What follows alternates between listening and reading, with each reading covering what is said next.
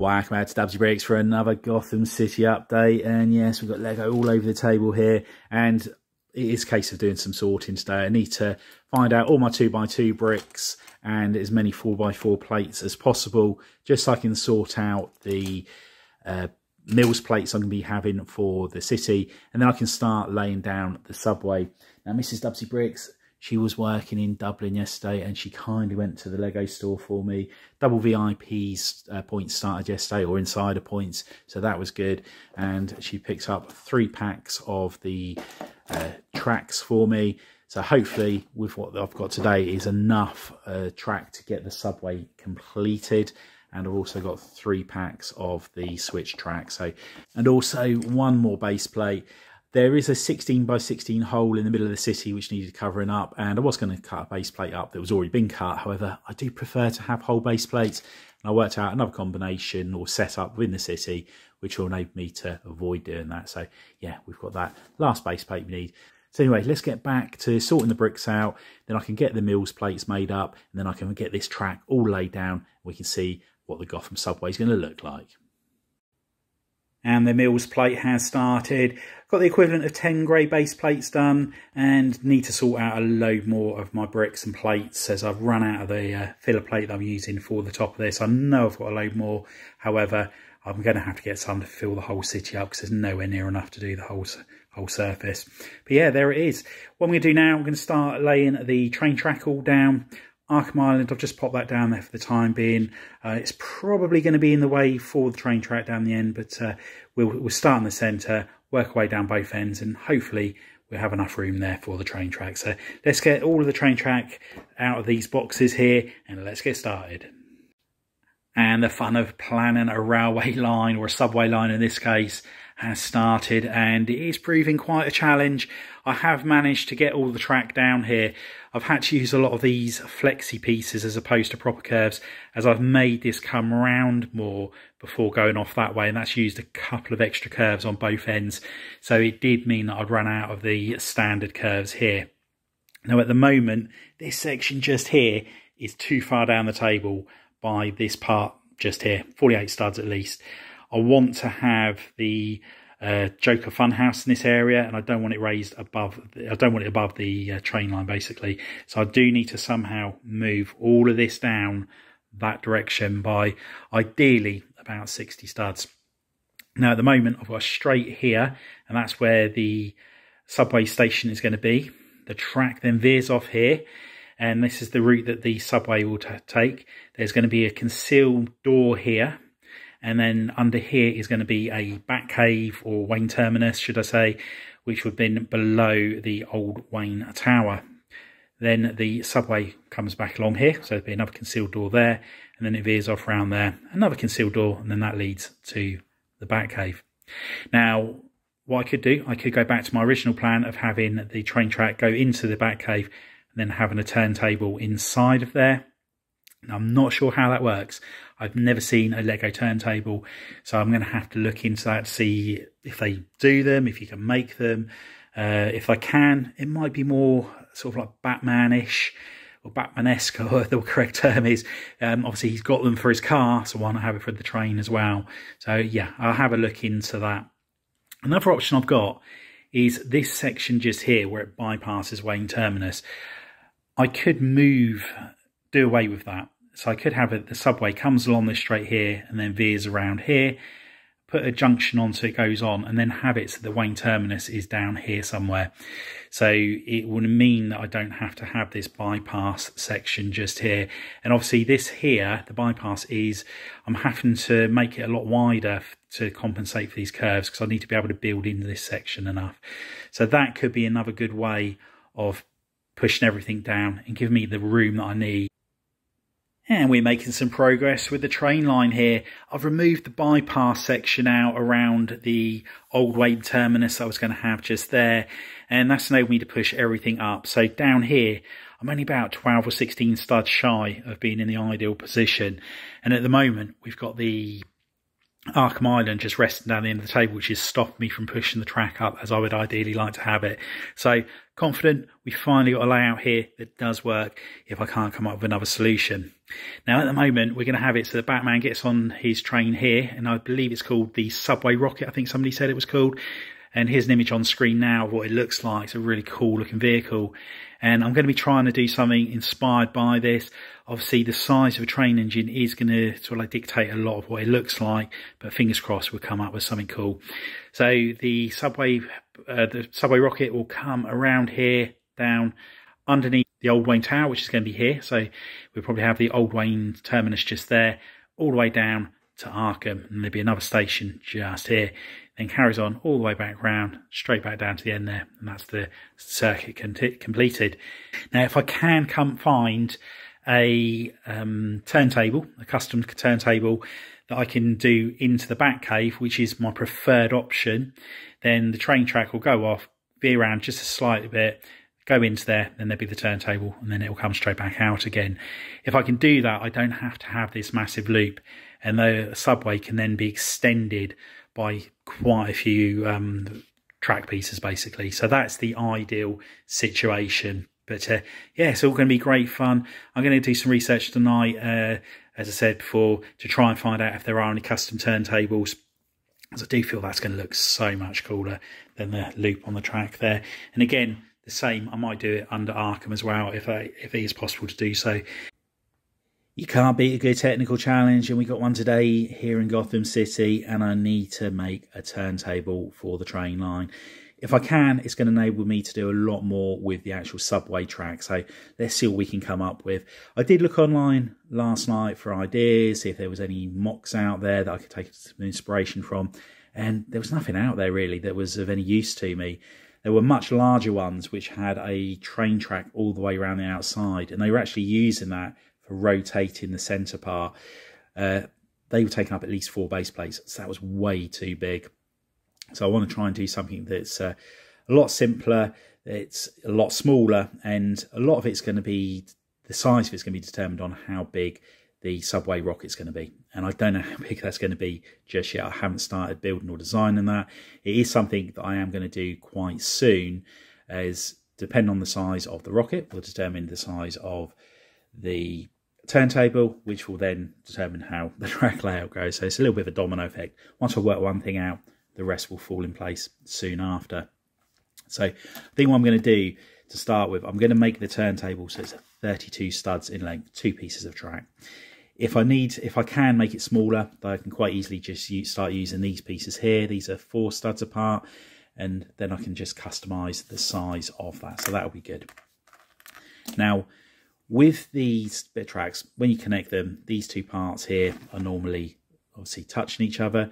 But if you put them so that they are 1 stud apart, there is a very slight gap in there. It's only a millimetre or so, but it does run over that perfectly okay. So I'm hoping that when this rotates, it misses these parts here. So that's the first thing we're going to find out, whether that works or not. Now I'm going to use some cogs to manually rotate the turntable. And these are the ones that I used on my original Batcave for the turntable, which had the Batmobile on. However, if I need a little bit more, then there are these ones just here. I don't think the size of these cogs are going to make much difference to how smoothly it rotates, but my technique skills are very minimal, so we will have a little bit of a play with it and find out what works best. So I'm going to get some axles out, some Dubbzi Bricks, plates and whatever else, and yeah, we'll start trying to prototype this out to find out the best way that it works. Now, if I use these cogs here, the one thing it does mean is that I can make the track hopefully that little bit lower, which would be good. Obviously, the lower the track is, the less I'm going to have it going up and down throughout the rest of the subway, which is ideal. Now, I am building on a Mills plate, so that's a brick and a plate high straight away. I will be putting more detail on the train tracks as well, which is going to mean that I'm going to need to raise this up by another plate or 2 as well. So hopefully I have got plenty of room to play with on there. But anyway, without further ado, let's get some parts out and let's start prototyping.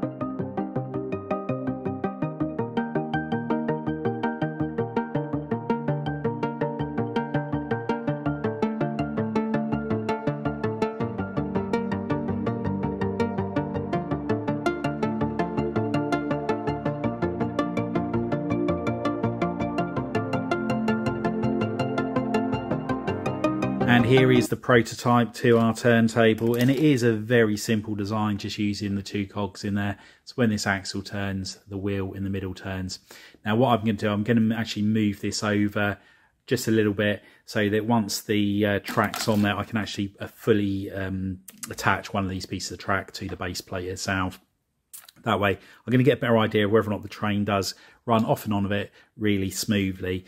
Now what the plan is, I will attach a plate onto the top of that, and then the track will be going on top of that as well. Obviously it's all going to be connected, and then it will just rotate around. Now I'm going to build some platforms up around here, tile it all off, so that when this plate's on there, it just rests on top of the tiles and rotates on top of them. Now if for any reason there's any friction when it goes over the joins in the plates, what I might have to look to do is put some wheels and tyres on there so it just runs nice and smoothly around there. But I'm hoping that that's not going to be a problem. I haven't worked out what I'm going to do on a visual side of this, as the current design at the moment is going to look very plain, very boring. And I don't know where it's going to fit in the aesthetic of the cave, but yeah, we'll cross that bridge further down the line. I'm sure it will be okay. So let's start off by moving this over to there, build the platform up around it, attach the track on, and then we'll have a look and see if it actually works. And here is the prototype of the turntable, and relatively happy with how we've got on so far this week with it. There is a little bit of movement on this going up and down here. Now the gravity is obviously keeping it down. The one problem is that sometimes the gear inside is slipping, so you're turning the cog and not a lot's happening. This does go round quite nicely. It doesn't appear to be getting stuck on any of the tiles, which is a plus side. Getting it lined up perfectly can be quite fiddly, so I don't know whether there's any way I can get around that. But yeah, the train does go off and on of the platform as I wanted it to do so. So I think I'm just going to work next week on the cog inside there, just to get a better understanding of why it's slipping. See if I can get this so it's permanently down, so it hasn't got that couple of millimeters of movement just there. It's because I'm using this small cog here, it's not right up against anything, it's just floating a little bit, so there is that movement, which is this bit here, which you can see. So I don't know whether or not if I go over to using these cogs, whether that's going to work any better, but yeah, we'll certainly have a play with it and see what we can come up with. But at least we know we can build a turntable which is on a smaller scale. Now that we know that we can build a turntable that's going to do the job, I'm going to take this over and put it where the Batcave is going to be. I'm going to attach all the track to it, which is going to enable me to move all of the track up, and then I can see how much difference that's going to make to the rest of the layout. And due to the fact that I can build this on an area of 24 by 24 studs, I think I probably will replicate this down at the Arkham Asylum end as well, because I think that's going to be much better than having the loop on there as well. So yeah, so let's take this over and see what the train track looks like. And here we have it. The subway line is finally down in a position that I think is going to work. Now at the end here, we're going to be having a turntable. So once Batman's come to Arkham Asylum in the subway rocket, to turn around, it just rotate the turntable around, and then back he goes. The subway line now is considerably bigger than it's been in the past, and I'm much happier to have that way. This bit here, we're going to have one subway station, going to have another one possibly here, and then hopefully a third one down the end there. I think it'd be good to have multiple subway stations in the city if I can, so that's going to work out quite well there. Now the subway, it will start off here, go all the way around, get back to here, and then it will take this switch track here, and this will take us around this section, which is going to be the Old Wayne Terminus, or possibly a Batcave, depending on what I decide on there. The far end there, that's where the Batcave is going to be, so Batman in the subway rocket will start off there and just have a straight line through there. So there'll be the doors, as I mentioned before. They will take you into sections which the public won't be going through. But yeah, it's taken a while to get the layout exactly how I think is the optimal way of doing it, but I think I have finally got there. But no me, I'll change my mind again further down the line. Now the reason the track goes back in here and then out again is I wanted to try and keep the raised platform on this side here as narrow as possible. The raised platform here is already considerably bigger than I'd originally visualised, so I wanted to just try and bring it back a little bit. It's not by a great deal, only probably about 16 studs or so, but I think it's going to make quite a big difference to the overall visual effect of that. But yeah, it's really nice to get this all in place now. I know that we have got a solution to everything. With the track here, it does go in again, and the reason for that is on this part of the track here, I wanted it as close to the edge of the table as possible because of the subway being there. I just think it's going to look better. However, when we get to this one here, I wanted it so you could have a bridge going over the track, as you see in the Lego set from the old Wayne Terminus. So by doing the little kink in the tracks there, that's enabled me to do so. But yeah, I'm really excited about where we go with this now, and it'd be nice once I've finished sorting out all my Lego pieces and get the rest of the plates, so I can get the Mills plates all put down, because once I've done that, then I can actually attach the track to the Mills plates and then start building the structures up on here. So fingers crossed I'll be able to get that done this coming week. Now down the end here where we've got the turntable, I'm thinking that's possibly going to need to go a little bit further over. But again, we'll just modify the track around that section just there, and then that will enable me to do so. But again, once I've got the Mills plates all sorted out, I might start mapping out the how the rockwork's going to be going along that edge, and how much of that back wall I use for the Batcave, I'm not sure yet. Originally I was thinking about just having a nice condensed one over 4 base plates. However, I know how hard it was to fit everything into my last Batcave, and that was almost 8 base plates, I think it was. So yeah, we just have a little bit of a think about that, but that's a problem or a thought for another day. And one final thing I wanted to do this week was put the old Wayne Tower on the back wall there to see what it looks like. So I built a temporary structure using some 2x2 bricks and some art plates, and I've made it so it's the minimum height really for the train to fit underneath there. However, I think it's going to need to be a little bit higher up if I want to put an old Wayne Terminus in that section. So I'm going to have to shrink this building quite a bit. It didn't fit originally, and by raising it up that much more, I'm certainly going to have to lose one of these 4, as well as reducing the size of that somewhat as well. But I'm sure we can do something to modify that building so that it does actually fit in there. Now, I'm glad I have put this in here now. Is one thing I'm a little bit concerned about is how close it's going to be to the new Wayne Tower, which I'm anticipating having around about here. So I might need to push that down a little bit further. So I do need to make that decision quite soon, as I don't want to start building all of the structures around it and then realise actually it needs to go further down, because that's going to mean I've had to rebuild everything. So yeah, glad I've decided to put this in here. Try and do a little bit more forward planning, which isn't my strong point with this city, it seems to be. But I'm enjoying the experiment of just putting things down, seeing how they look, and then making a decision from that, rather than just drawing it all on paper. It's a lot easier to visualise when the bricks are on the table, so to speak. But anyway, that's all we've got time for this week. I hope you've enjoyed the update. If you have, please remember to give us a big thumbs up. If you haven't already done so, please consider subscribing to the channel and hit the notification bell so you don't miss any future content on the channel. And if you know anybody else you think would be interested in building Gotham City, if you could share the channel with them, it'd be much appreciated. Anyway, thanks for popping on by, and I'll see you next time. Bye for now.